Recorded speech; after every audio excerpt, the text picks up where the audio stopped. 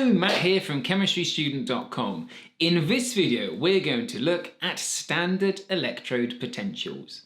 We're going to talk about what electrode potentials are, how they can be used in chemistry, and what is meant by that term, standard electrode potential. Half cells and electrochemical cells have been covered in separate videos. Check the links in the description below.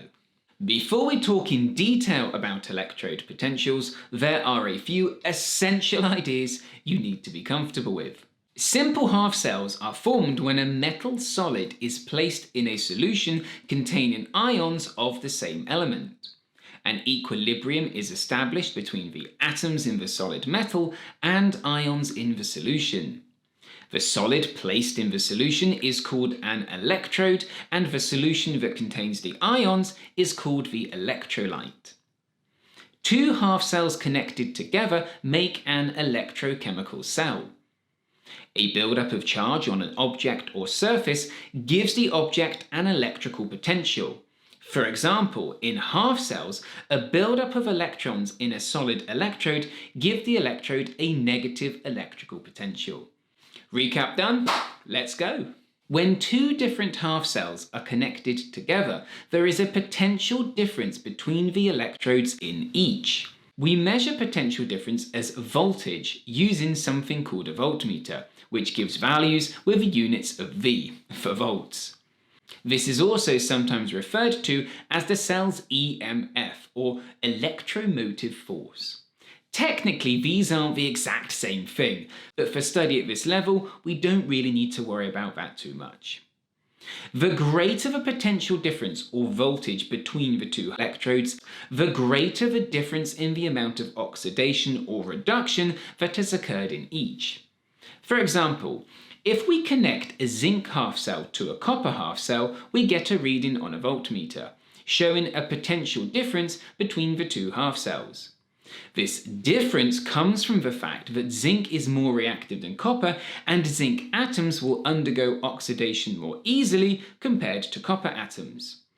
As a result, the position of equilibrium in the zinc half cell lies more to the left than in the copper half cell. If we now connect the same zinc half cell to a different half cell, say one with iron, we get a smaller potential difference. This tells us the difference between the amount of oxidation in the zinc and iron half cells is smaller than for zinc and copper.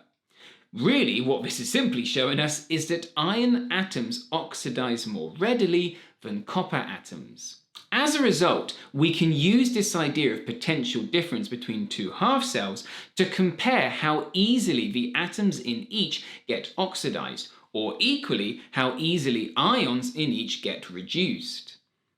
When a half cell is connected to a second half cell and there is a negative potential difference, then the second half cell undergoes oxidation more readily than the left. If the same half cell is now connected to a different half cell and there is a positive potential difference, then the half cell it is connected to undergoes reduction more readily than the left. It all sounds a bit confusing, I know, but hang in there. For example, as we saw earlier, a zinc half cell connected to a copper half cell gave a potential difference value that is positive.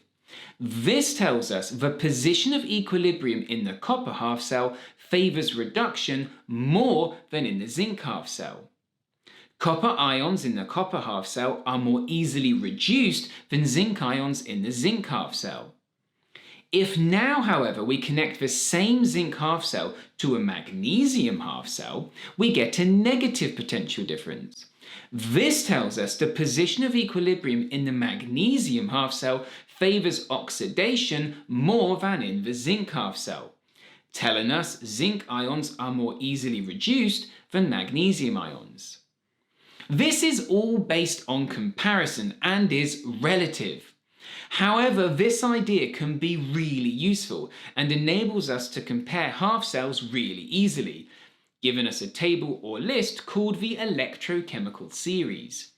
It can seem really confusing at first, so don't worry if you feel a bit lost. The electrochemical series works on the idea that if we connect two identical half cells together, the potential difference between them will be zero, as the positions of equilibrium in both are exactly the same. If the right-hand half cell is now changed to a different half cell and the potential difference value is positive, this means ions in the right-hand half cell reduce more readily than ions in the left-hand half cell. Equally, if the potential difference is negative, this means ions in the left-hand half cell reduce more readily than ions in the right-hand half cell. In other words, the more positive the potential difference value, the easier it is to reduce ions in the right-hand half cell.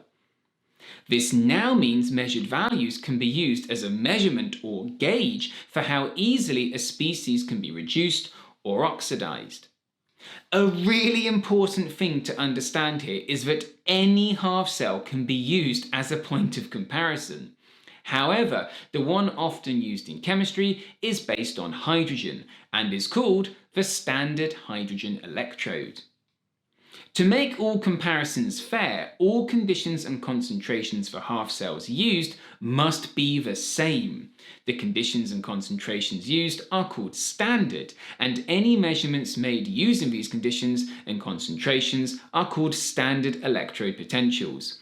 Standard meaning 298 Kelvin temperature, 1 mole per decimeter cubed concentrations, and 100 kilopascals of pressure for gas-based half cells.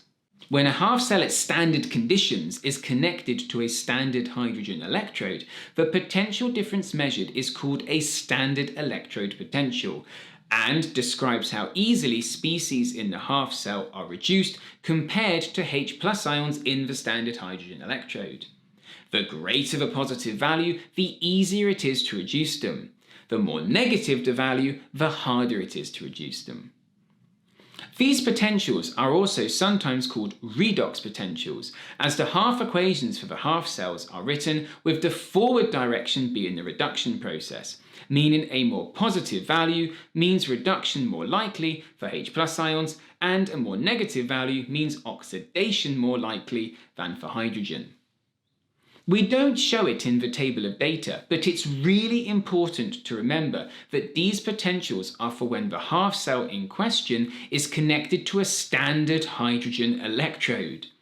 For example, Cu2 plus 2e minus to Cu being positive 0.34 volts means that when a standard hydrogen electrode is connected to a copper half cell under standard conditions, the potential difference between the two is positive 0.34 volts.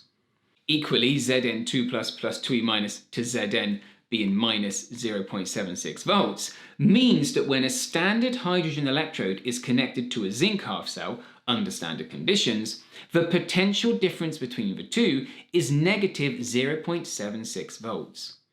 This is also why the hydrogen half cell has an electrode potential of 0 volts, as when connected to another hydrogen half cell under standard conditions, the potential difference would be 0 volts.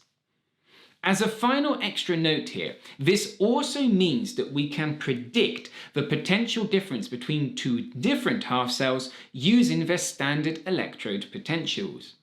For example, if the copper electrode potential is positive 0.34 volts and the zinc electrode potential is negative 0.76 volts, this means the total potential difference between the two under standard conditions would be 1.10 volts. We can predict this value without having to actually connect them together. So, to summarize, half cells made of different metals and ions have different electrical potentials, as the positions of equilibrium in each will be different.